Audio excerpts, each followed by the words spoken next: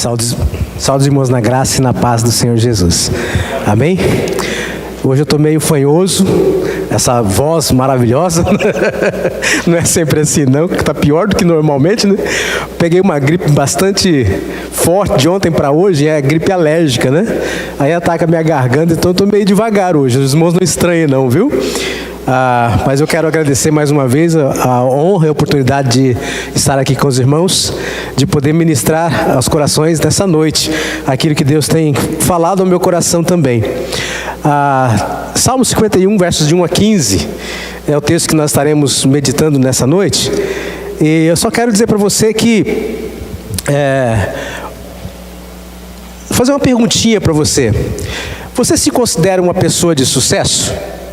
Quando nós pensamos em sucesso, bem-sucedido, o que vem à sua mente? O que é que caracteriza uma pessoa de sucesso? Alguém que é bem-sucedido na vida. Talvez no primeiro instante, no primeiro momento, vem na sua mente alguém que tenha muitas posses, né?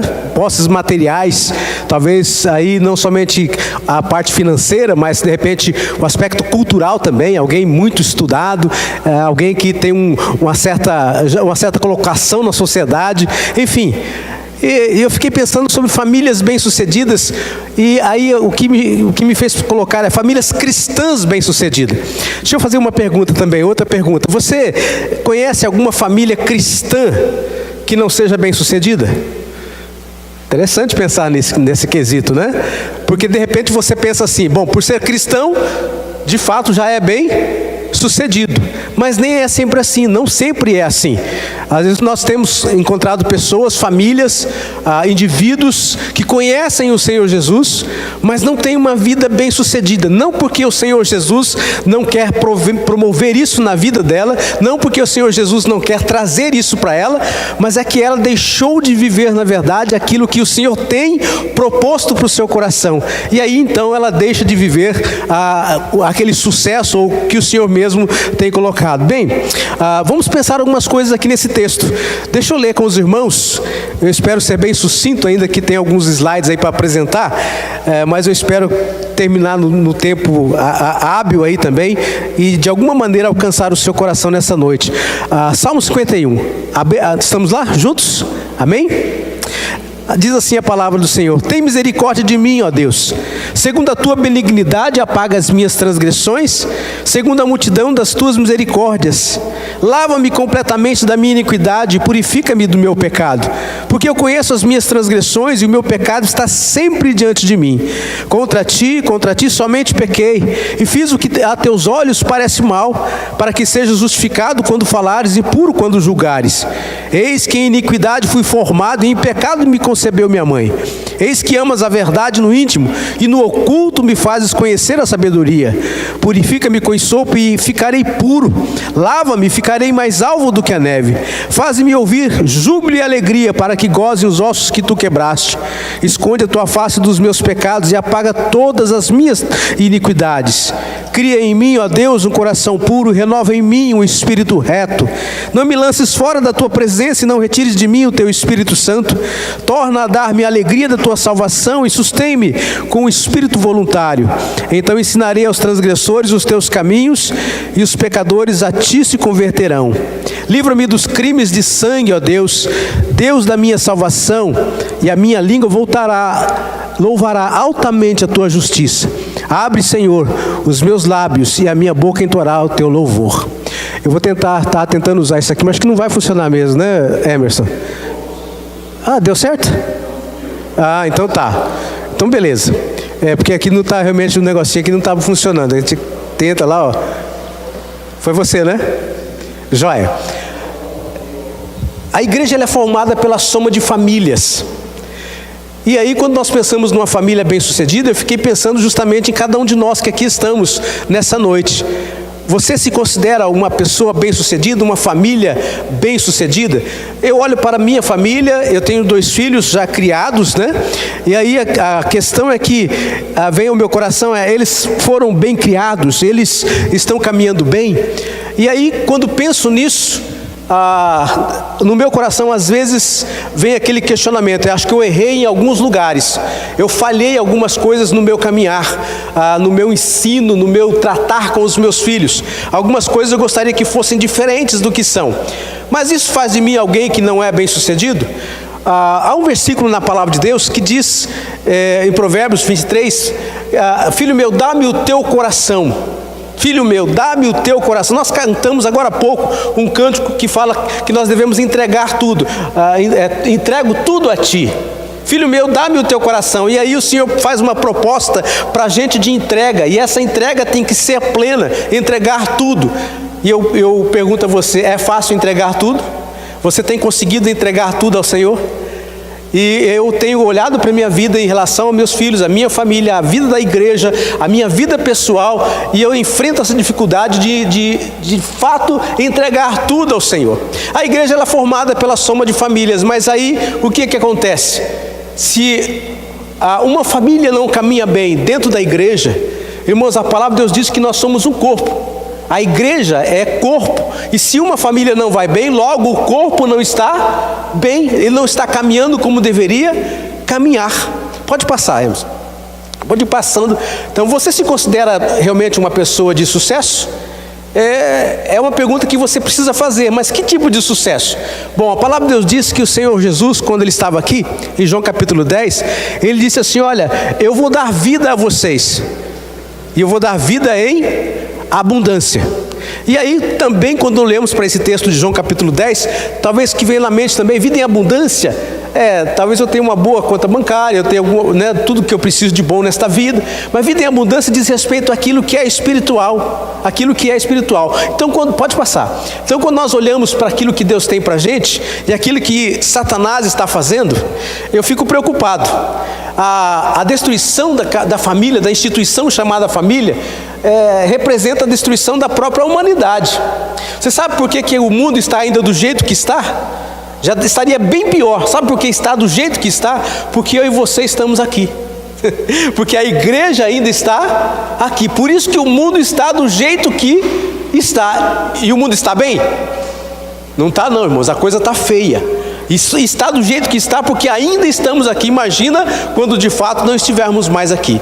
Então, o que é que nós desejamos viver no Senhor e viver diante daquilo que Deus tem para a gente?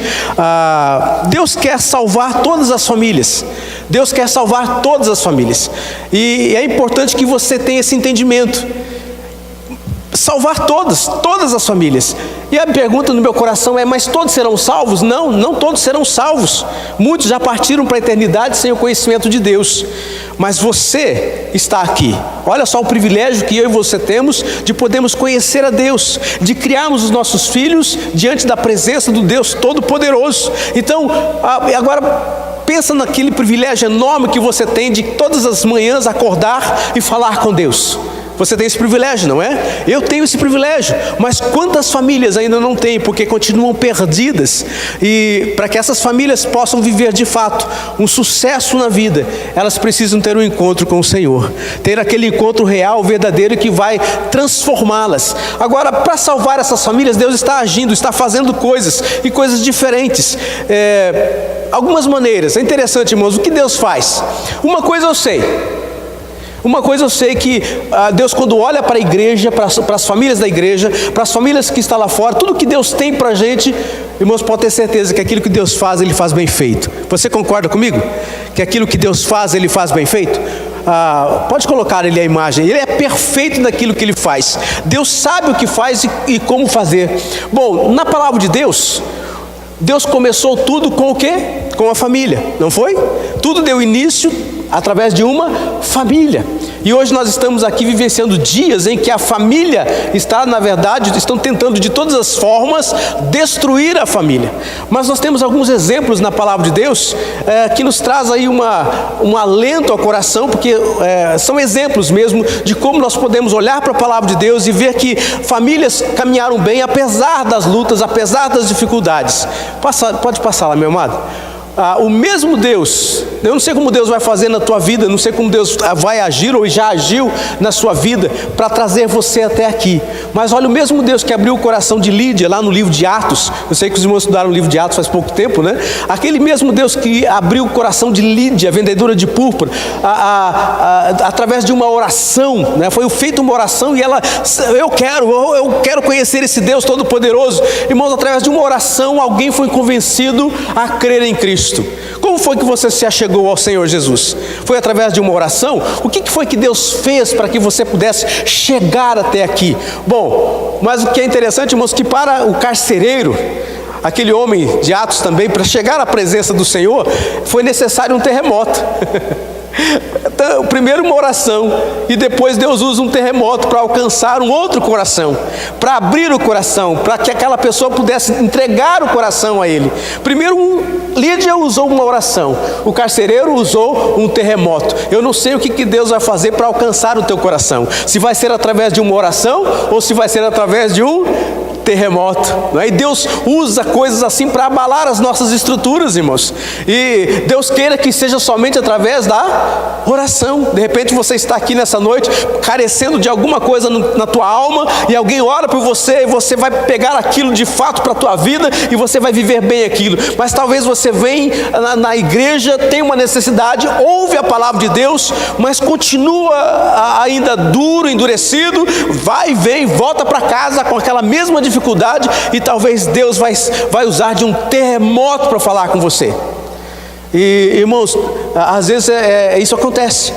É aquele ditado que diz, né? Às vezes não vem por amor e vem pela dor, não é? Mas pensando nos exemplos, pode passar, o exemplo de Noé, ele foi divinamente avisado do que iria acontecer. Você conhece bem a história de Noé. Então divinamente quer dizer que Deus falou com ele. Deus disse para Noé que iria fazer algo diferente, algo que nunca havia acontecido naqueles dias, e que aquilo que ele iria fazer iria mudar a vida de muitas pessoas. E aí diz a palavra de Deus que ele temeu, e para a salvação da sua família, ele preparou uma arca.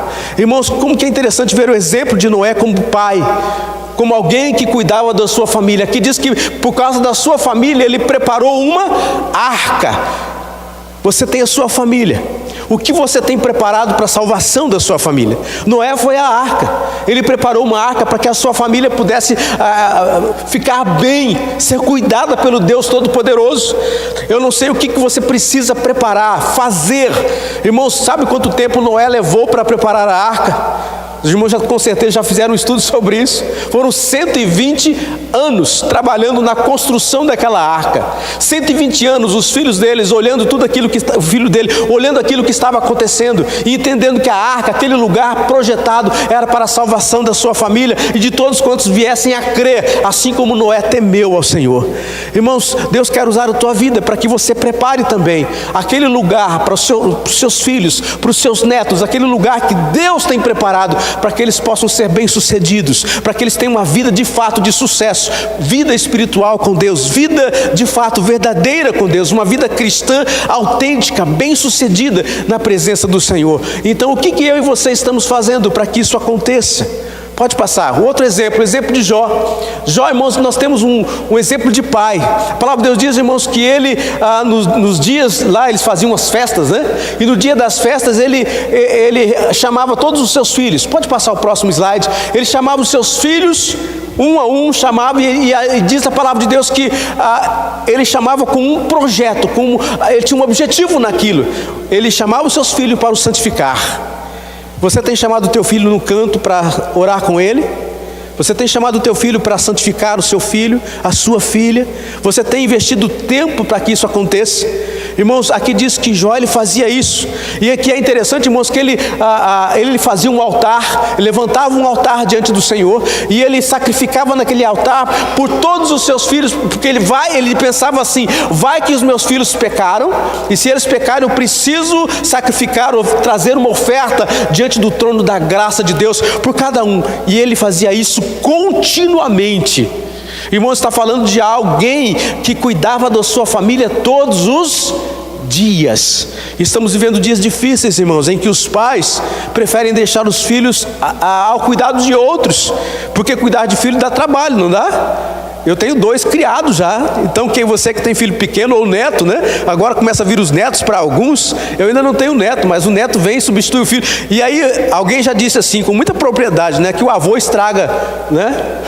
Os netos chegam e o avô estraga os netos, porque tudo aquilo que não fez para o filho quer fazer para o neto, não é verdade? Isso acontece. Mas o que estamos fazendo, irmãos, no que diz respeito à vida espiritual, quando nós estamos tentando levar os nossos filhos, ou pensando na própria igreja, o que estamos fazendo para que pessoas possam conhecer a Deus? Aqui diz que Jó, irmãos, aqui diz ele se levantava de madrugada, oferecia holocaustos continuamente, não era de vez em quando.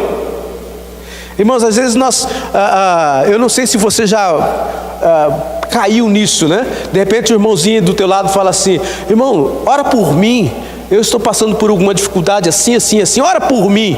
Aí você fala assim: eu vou orar, pode deixar que eu vou orar. Você ora? Você de fato ora? Irmãos, às vezes nós deixamos para depois, e o depois nunca chega, ele nunca acontece. Eu vou orar por você. Irmãos, eu vou orar por você. E isso falou profundamente no meu coração, irmãos, ao ponto de, quando eu digo eu vou orar por você, eu prefiro já sentar contigo e orar naquele instante, para que eu não venha pecar contra o Senhor, para não deixar. A palavra de Deus diz, irmãos, Samuel, o Senhor falando com Samuel, disse para Samuel assim: olha, longe de mim que eu peque contra o Senhor, deixando de orar por vós. Você entende que deixar de orar é pecado? Longe de mim que eu peque contra o Senhor, deixando de orar por vós, irmãos. Não orar é pecado. E imagina quando você fala para alguém: eu vou orar por você, e não ora. Você está trazendo brasas vivas sobre a tua cabeça. Irmãos, é incrível aquilo que fazemos. Mas aqui, irmãos, estamos falando de vidas, de famílias, de pessoas bem-sucedidas, que têm uma vida espiritual com Deus, que quando fala eu vou orar por você, ora mesmo, se derrama diante do trono da graça de Deus, se coloca lá diante do altar, clamando pela vida dos filhos, clamando pela família, clamando pelos amigos, clamando pela igreja, de alguma maneira fazendo coisas acontecerem através da oração. Pode passar. Irmãos, é importante que nós entendamos o seguinte: você está careca de saber desse versículo, né?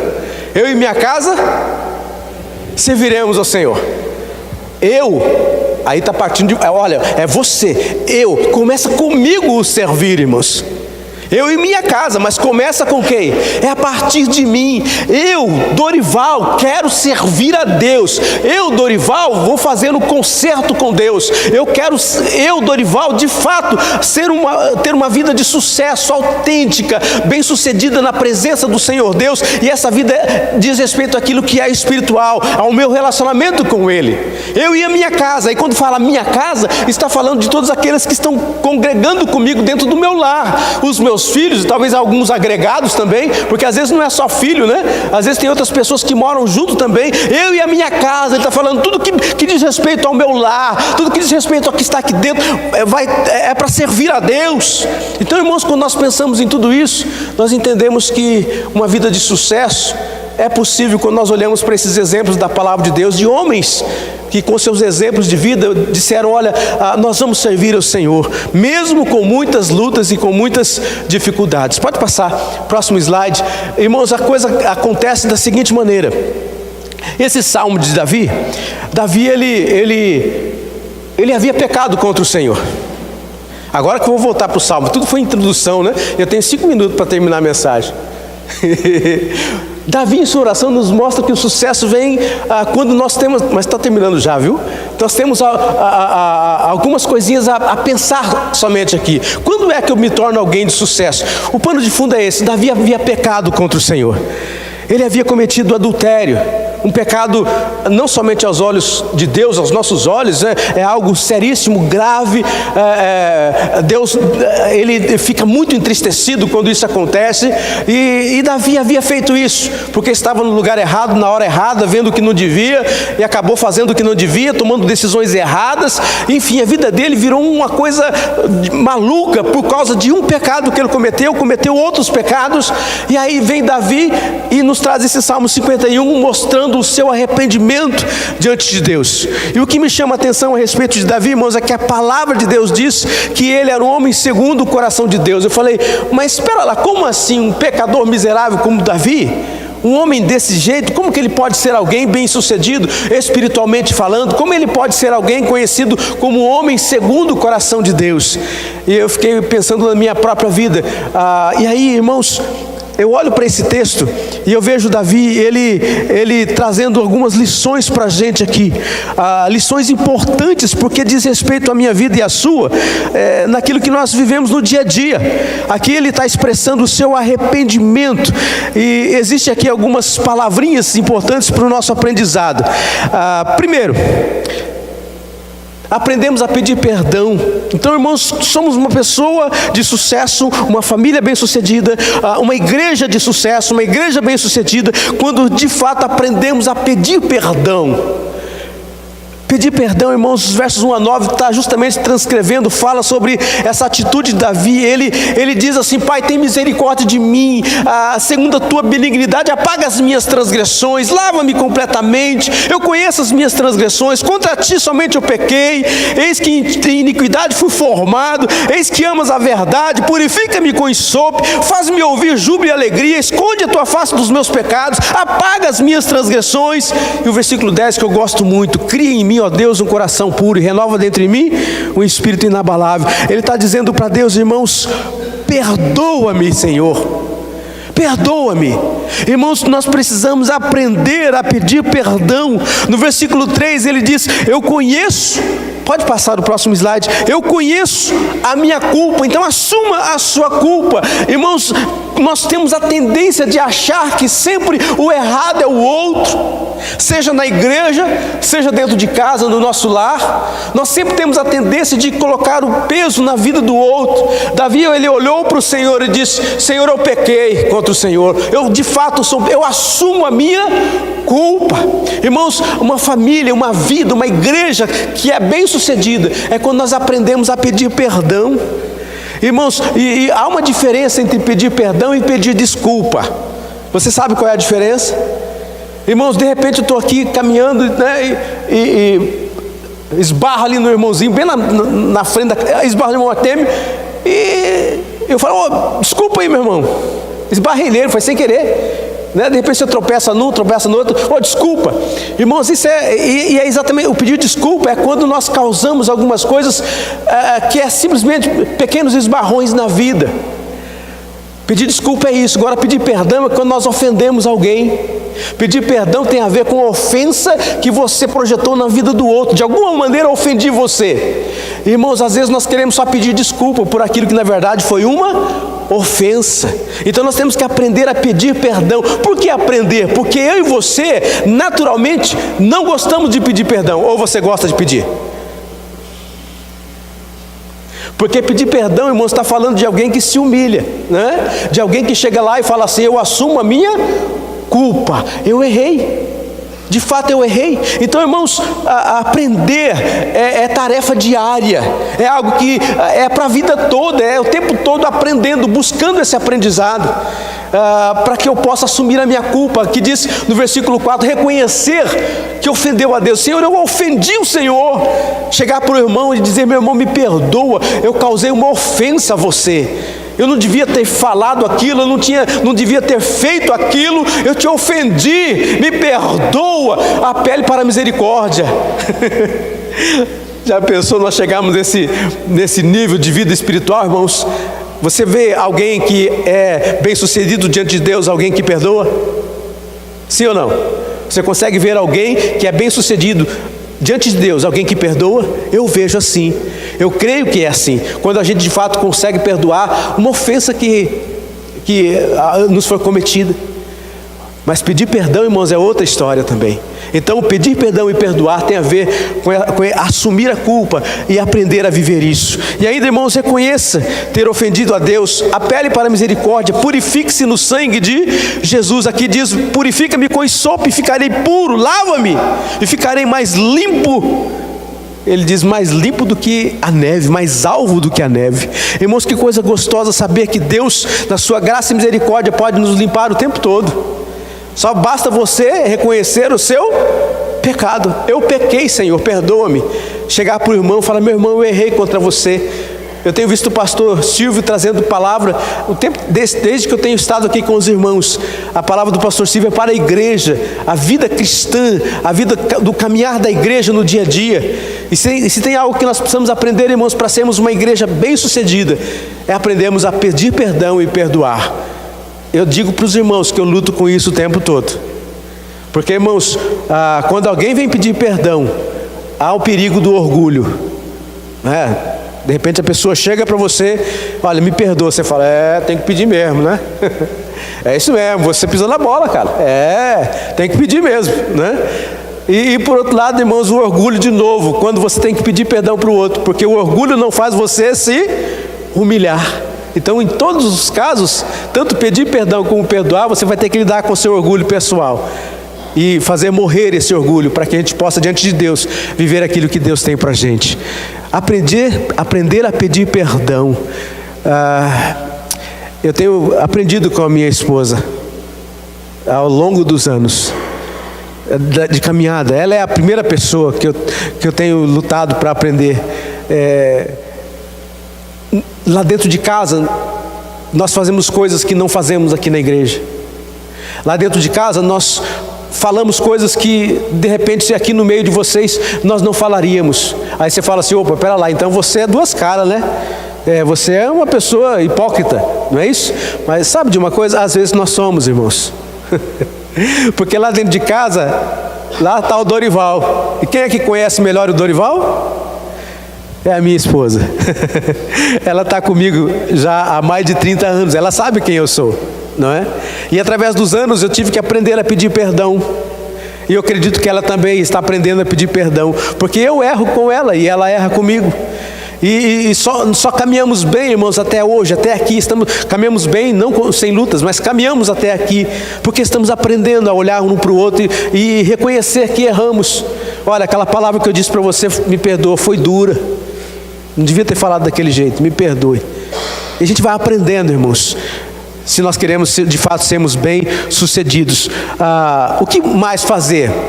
Pode mudar o slide. O que precisamos fazer de fato então para acontecer esse sucesso? Decidimos que precisamos mudar. Muda-me. Decidimos, irmãos, é uma decisão. Mudar é decisão.